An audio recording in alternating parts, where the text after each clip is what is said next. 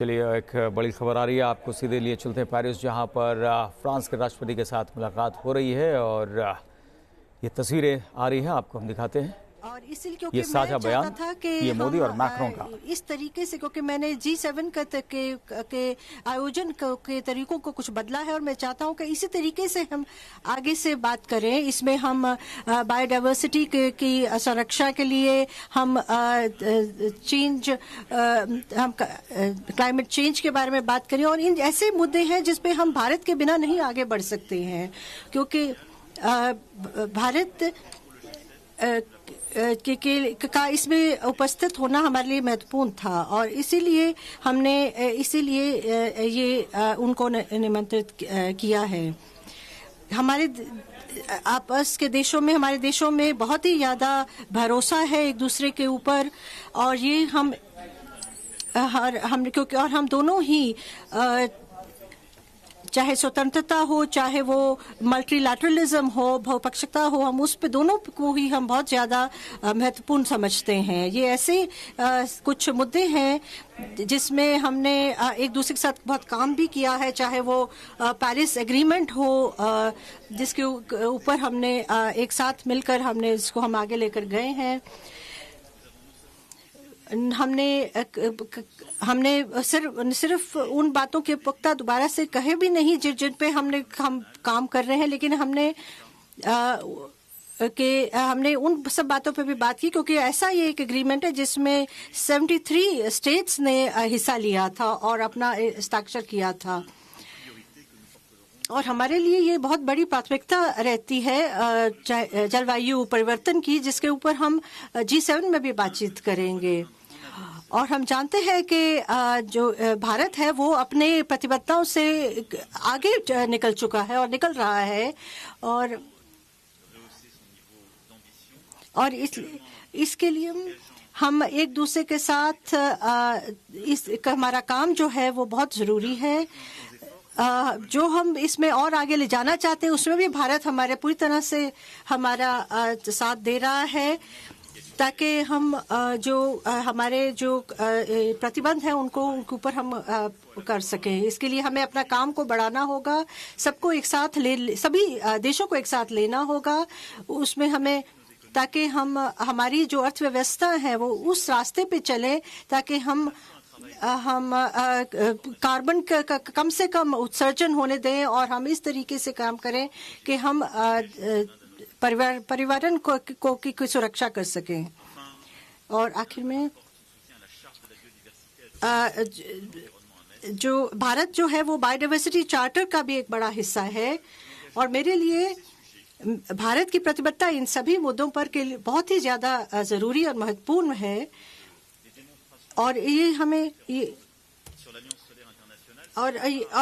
हमने जिस तरीके से हमने अंतर्राष्ट्रीय सौर अलायंस का भी जो हमने गठन किया है वो हमें ये भी दिखाता है कि हम एक दूसरे के लिए जो प्रतिबद्ध है और जो भी हम कहते हैं उस पर हम खरे उतरते हैं, चाहे वो जो कार्बन डाइऑक्साइड की गैस की उत्सर्जन की बात हो।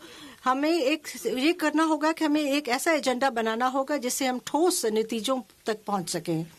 मैं प्रधानमंत्री मोदी को धन्यवाद देना चाहता हूं उनकी इन मुद्दों के ऊपर उनकी प्रतिबद्धता को लेकर, और ये ऐसे कुछ मुझे लगता है कि ये ऐतिहासिक निर्णय होंगे जो हम एक साथ ले सकते हैं।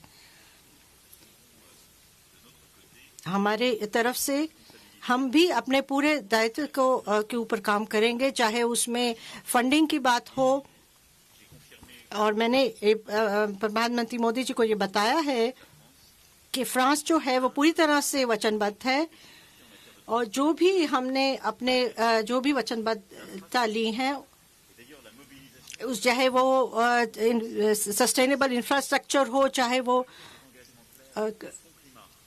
ताकि हम और ये भी इस पे हम काम करेंगे कि हम सभी देशों से कहेंगे कि वो अपने कुछ ठोस उद्देश्य हमारे सामने रखें क्लाइमेट फंड के लिए, क्योंकि फ्रांस को ये कहा गया था कि वो एक ऐसा फंड तैयार करे बाकी देशों के साथ मिलकर, और इसके ऊपर हम पूरी तरह से वचनबद्ध हैं।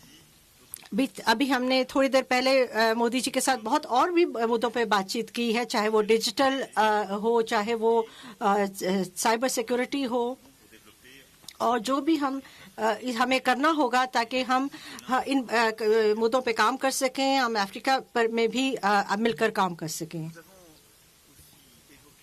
हमने एक साथ मिलकर अपने सामरिक साझेदारी के ऊपर भी बात की, कैसे हम इसको आगे ले जा सकते हैं। हमने देखा है कि काफ़ी मुद्दों पर तो हमने बहुत ही ज़्यादा हम आगे बढ़ चुके हैं, खास क्योंकि 2018 में हमने कुछ बातों पर हमने निर्णय लिए थे, उन पे काफ़ी कुछ क्रियान्वयन हो चुके हैं, लेकिन हमें अपनी साझेदारी को और भी ज़्यादा आगे बढ़ाना है। चाहे वो वरुणा हो, जो कि फ्रांस और भारत के बीच में एक नेवल एक्सरसाइज है, चाहे वो हमारा जो स्पेस में जो कोऑपरेशन, अंतरिक्ष का हमारा जो सहयोग है, उस पे भी हमने एक नया एग्रीमेंट किया है, ताकि हम अर्थ का सर्वेलेंस जो है वो सैटेलाइट के द्वारा कर सकें। और हम भारत की जो इच्छा है, जो मिशन जो वीनस और मार्स पे के लिए, उसके लिए भी हम पूरी तरह से सहायता देने को तैयार हैं। और हम जानते हैं कि भारत अपना एक मिशन चंद्रमा पे भेज चुका है 22 जुलाई को, उसके लिए भी हम बधाई देते हैं। हम जो फरवरी में जो पुलवामा में जो भी अटैक हुआ था, उसके लिए हमने अपनी सहानुभूति जताई है, और हम ये कहेंगे कि हम आतंकवाद पे भी एक दूसरे के साथ मिलकर काम करते रहेंगे। इसलिए हमने एक जो एफर्ट जो हमने इनिशिएटिव लिया है फ्रांस में, उस पे भी भारत ने अपनी वचनबद्धता बताई है। हमारा जो रक्षा के क्षेत्र में जो सहयोग है, वो भी बहुत ही ज़्यादा महत्वपूर्ण है, और ये दिखाता है कि हमें कितना एक दूसरे के ऊपर भरोसा है। और हमने ये भी उनको भरोसा दिलाया है कि हम मेक इन इंडिया को भी हम पूरा करेंगे। ये एक सामरिक हमारे लिए निर्णय है। बहुत ही ज़रूरी है कि हम आतंकवाद के खिलाफ लड़ सकें, हम पूरे क्षेत्र में जो है शांति बनाए रख सकें, और हम सॉवरेनिटी को भी बनाए रखें सभी देशों की। और इसके लिए और इसके अंतर्गत हमें काफ़ी अच्छे नतीजे भी मिले हैं। आप जानते हैं कि पहला जो राफेल का जो विमान है, वो अगले महीने भारत पहुंच जाएगा, और ये हमारे लिए बहुत ही बड़ी बात है। और हमने बाकी भी अलग अलग सहयोग क्षेत्रों में जो सहयोग हो रहा है, उसके बारे में बातचीत की, उसके बारे में हमने समीक्षा ली, और कि उसमें हम आगे, और उनमें हम कैसे आगे और बढ़ सकते हैं। और हमने सच में सरकारों के बीच में हमारा जो सहयोग है, उसको हमने हर एक उसके पहलू पर हमने नज़र डाली और बातचीत की। अगर हम सिविल न्यूक्लियर की बात करें, रासायनिक परमाणु की बात करें, तो हमने ये कहा है कि इस साल के अंत तक जैतापुर पर हम ऐसे कुछ चीज़ों पर काम करेंगे, ताकि इस साल के आखिर तक हम इस परियोजना को आगे ले जा सकें। और हम जो कुछ मुद्दे रह गए हैं, उन पर हम जल्द से जल्द बातचीत करके हम इस बात को आगे ले जाएंगे। और इस प्रधानमंत्री मोदी जी के इस यात्रा के अंतर्गत हमने ये भी एक रोड मैप बनाने की बात करी है, जो कि डिजिटल के ऊपर होगा। और हम चाहते हैं कि इस पे भी ये एक ऐसा क्षेत्र है जिसमें हम जो सामरिक क्षेत्र है, और इसमें भी हम मिलकर काफ़ी सहयोग कर सकते हैं। हमने अपने सारे ही द्विपक्षीय सहयोग के बारे में भी हर एक पहलू को हमने ध्यान से उसके बारे में उसकी समीक्षा की। और हमने देखा है कि ये भी देखा है कि हमारे आर्थिक जो व्यापार है, वो उसमें 25% बढ़ोतरी हुई है पिछले एक साल में, और इसको हम और भी बढ़ाना चाहेंगे, चाहे वो परिवहन का क्षेत्र हो, चाहे वो और किसी भी कोई क्षेत्र हो।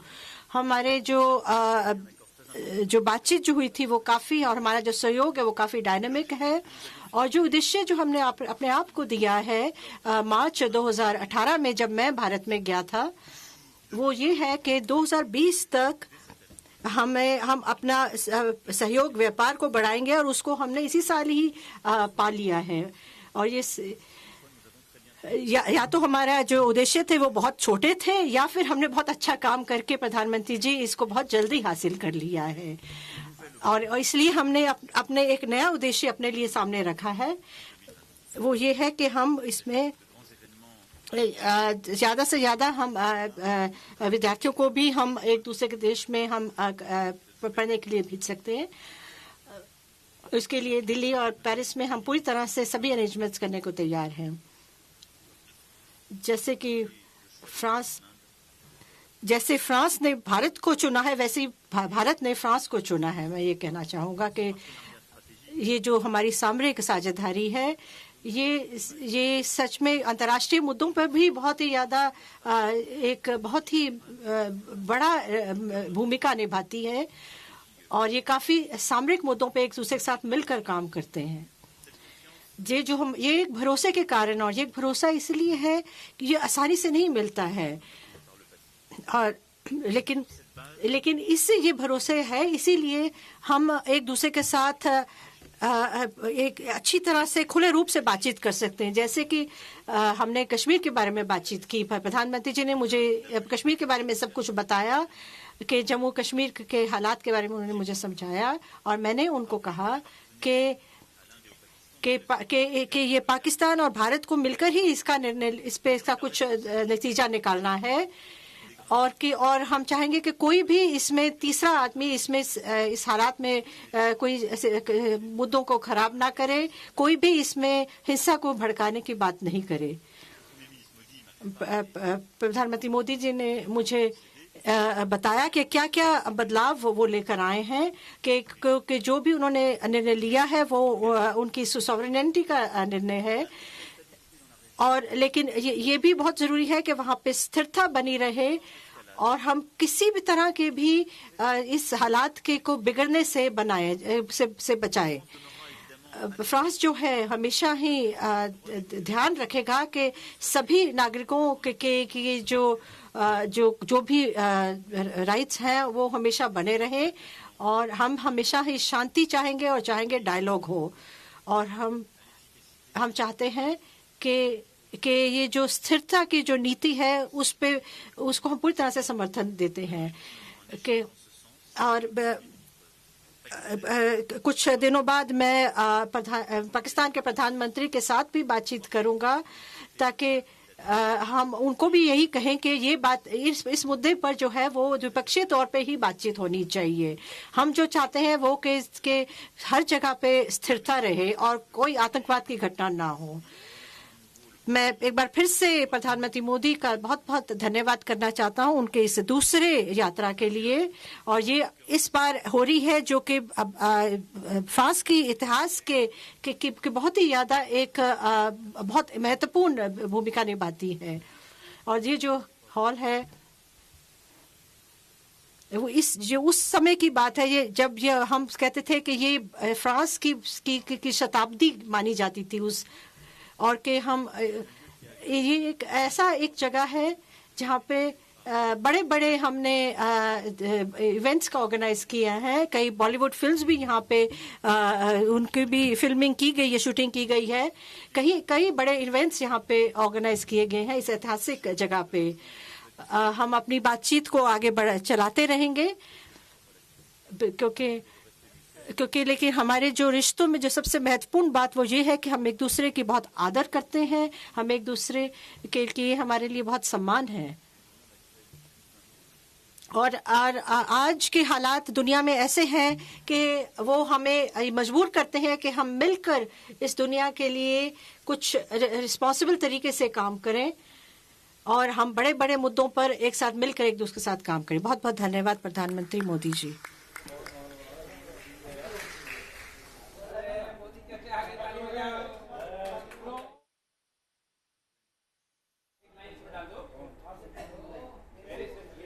भारत एवं फ्रांस सम्मानित डेलीगेशंस, फ्रेंड्स, bonsoir, नमस्कार।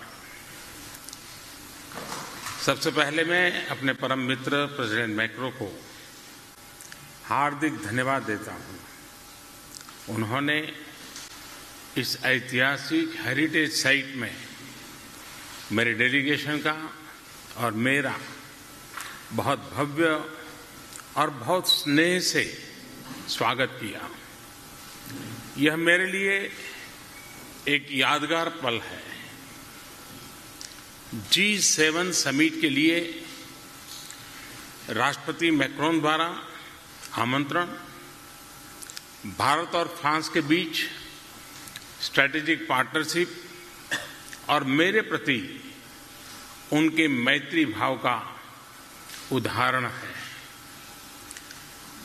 आज हमने बहुत लंबी बातचीत की और G7 के जो एजेंडा है, जिसका नेतृत्व फ्रांस कर रहा है, उसमें पूरी तरह सफलता मिले और भारत को जो सहयोग अपेक्षित है वो सहयोग पूर्ण रूप से आपको प्राप्त हो, ये भारत का हमेशा संकल्प रहेगा। बायोडायवर्सिटी हो, क्लाइमेट चेंज हो,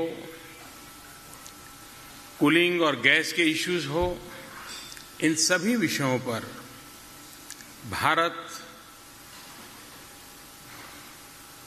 सदियों से, परंपरा से, संस्कृति से, संस्कार से प्रकृति के साथ तालमेल करके ही जीने के पक्ष का रहा है। प्रकृति का विनाश कभी भी मानव कल्याण के लिए उपकारक नहीं हो सकता है और उस विषय का इनिशिएटिव इस G7 समिट में जब हो रहा है तब भारत को और खुशी के लिए ये पल है। फ्रेंड्स, भारत और फ्रांस के बीच संबंध सैकड़ों साल पुराना है। हमारी दोस्ती किसी स्वार्थ पर नहीं बल्कि लिबर्टी, इक्वलिटी और फ्रेटर्निटी के ठोस आदर्शों पर टिकी है।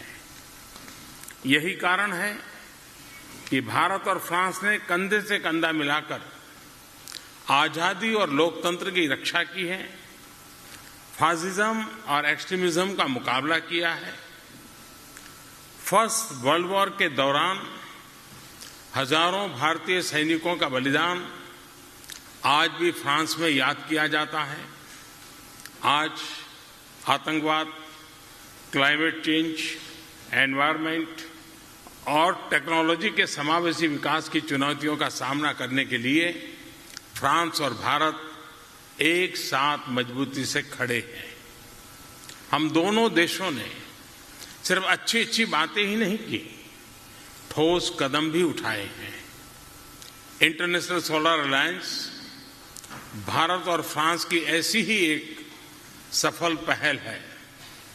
फ्रेंड, 2 दशकों से हम स्ट्रैटेजिक पार्टनरशिप की राह पर चल रहे हैं। आज फ्रांस और भारत एक दूसरे के भरोसेमंद पार्टनर हैं। हमारी कठिनाइयों में हमने एक दूसरे का नजरिया समझा है और साथ भी दिया है। फ्रेंड्स, प्रेसिडेंट मैक्रो और मैंने आज हमारे संबंधों के सभी पक्षों पर विस्तार से चर्चा की। साल 2022 में भारत की आजादी को 75 साल होंगे। तब तक हमने न्यू इंडिया के लिए कई लक्ष्य रखे हैं। हमारा प्रमुख उद्देश्य है भारत को $5 ट्रिलियन की इकोनॉमी बनाना। विकास के लिए भारत की आवश्यकताओं में फ्रेंच एंटरप्राइज के लिए स्वर्णिम अवसर है। अपने आर्थिक सहयोग को बढ़ाने के लिए हम skill development, civil aviation, IT, space और अन्य बहुत से क्षेत्रों में नए इनिशिएटिव्स के लिए तत्पर हैं। डिफेंस कोऑपरेशन हमारे संबंधों का एक मजबूत स्तंभ है। मुझे प्रसन्नता है कि विभिन्न परियोजनाओं पर हम अच्छी प्रगति कर रहे हैं। 36 राफेल में से पहला विमान अगले महीने भारत को सौंपा जाएगा। हम टेक्नोलॉजी और को प्रोडक्शन में सहयोग को बढ़ाएंगे। फ्रांस पहला देश है जिसके साथ हमने new generation civil nuclear agreement sign किया है। हमने अपनी कंपनियों से आग्रह किया है कि वे जेतापुर प्रोजेक्ट पर तेजी से आगे बढ़े और बिजली की कीमत को भी ध्यान में रखें। यह भी खुशी की बात है कि दोनों ओर से टूरिज्म में बढ़ोतरी हो रही है। लगभग 2.5 लाख फ्रेंच पर्यटक और 7 लाख भारतीय पर्यटक हर वर्ष एक दूसरे के देश में आते हैं। विद्यार्थियों के आदान प्रदान को हायर एजुकेशन के क्षेत्र में विशेष रूप से बढ़ाना चाहिए। 2021-2022 में पूरे फ्रांस में भारतीय सांस्कृतिक फेस्टिवल नमस्ते फ्रांस का अगला एडिशन होगा। मुझे आशा है कि भारत की विविधतापूर्ण संस्कृति में यह फेस्टिवल फ्रांस के लोगों की रुचि को और गहरा करेगा। मैं जानता हूं कि योग फ्रांस में बहुत लोकप्रिय है। मुझे आशा है कि फ्रांस में मेरे और भी बहुत से दोस्त इसे स्वस्थ जीवन शैली के रूप में अपनाएंगे। फ्रेंड्स, मैंने ग्लोबल चैलेंजेस के लिए भारत और फ्रांस के सहयोग के महत्व की ओर इशारा किया था। हम दोनों देशों को आतंकवाद और रेडिकलाइजेशन का लगातार सामना करना पड़ रहा है। क्रॉस बॉर्डर टेररिज्म का मुकाबला करने में हमें फ्रांस का बहुमूल्य समर्थन और सहयोग मिला है। इसके लिए हम प्रेसिडेंट मैक्रो का धन्यवाद देते हैं। हमने सिक्योरिटी और काउंटर टेररिज्म पर सहयोग को व्यापक बनाने का इरादा किया है। मैरीटाइम और साइबर सिक्योरिटी में भी हमारे बढ़ते सहयोग को और मजबूत करने का फैसला भी हमने किया है। मुझे प्रसन्नता है कि साइबर सिक्योरिटी और डिजिटल टेक्नोलॉजी के संबंध में एक नए रोड मैप पर हम सहमत हुए हैं। इंडियन ओशन क्षेत्र में हमारा ऑपरेशनल कोऑपरेशन तेजी से आगे बढ़ रहा है। इस क्षेत्र में सुरक्षा और सभी के लिए प्रगति सुनिश्चित करने में यह सहयोग महत्वपूर्ण होगा। फ्रेंड्स, मैं अपने अभिन्न मित्र प्रेसिडेंट मैक्रो को इस चुनौतीपूर्ण समय में एक नए विजन, उत्साह और कुशलता के साथ फ्रांस और G7 के नेतृत्व के लिए अनेक अनेक शुभकामनाएं देता हूं। एक्सेलेंसी, इस प्रयास में 1.3 बिलियन भारतीयों का पूरा सहयोग और समर्थन आपके साथ है। हम दोनों देश मिलकर सुरक्षित और समृद्ध विश्व का मार्ग प्रशस्त कर सकते हैं। बीआरटीज में G7 समिट में भाग लेने के लिए मैं उत्सुक हूं और इस समिट के लिए आपको और पूरे फ्रांस को अनेक अनेक शुभकामनाएं देता हूं। आपके स्नेहपूर्ण निमंत्रण के लिए एक बार फिर बहुत बहुत आभार प्रकट करता हूं। धन्यवाद। मर्सी बको औ बुआ।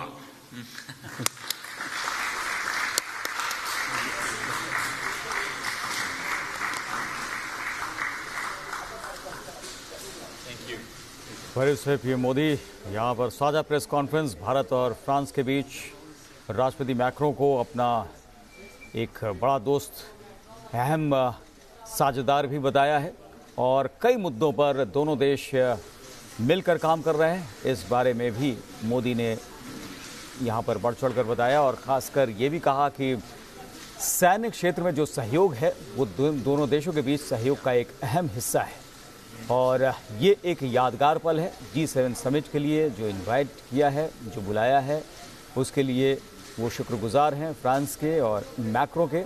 5 ट्रिलियन इकॉनमी बनाने का लक्ष्य एक बार फिर इसकी तरफ ध्यान आकर्षित किया और इसमें फ्रांस जैसे देश अहम हिस्सेदार रहेंगे। हमारी दोस्ती किसी स्वार्थ पर नहीं टिकी है, मोदी ने ये बात भी कही। भारत फ्रांस की साझा प्रेस कॉन्फ्रेंस के दौरान मोदी ने इस बात को रेखांकित किया। दोनों ही देश आतंकवाद का सामना कर रहे हैं और आतंक के खिलाफ साथ साथ लड़ाई लड़ेंगे। भारत को 5 ट्रिलियन की इकॉनमी बनाना लक्ष्य है। एक बार फिर इस पर जोर दिया है। रक्षा सहयोग हमारे संबंधों यानी भारत और फ्रांस के संबंधों का अहम हिस्सा। राफेल के को प्रोडक्शन में भारत अहम हिस्सेदार होगा और पहला राफेल विमान अगले महीने भारत पहुंच जाएगा।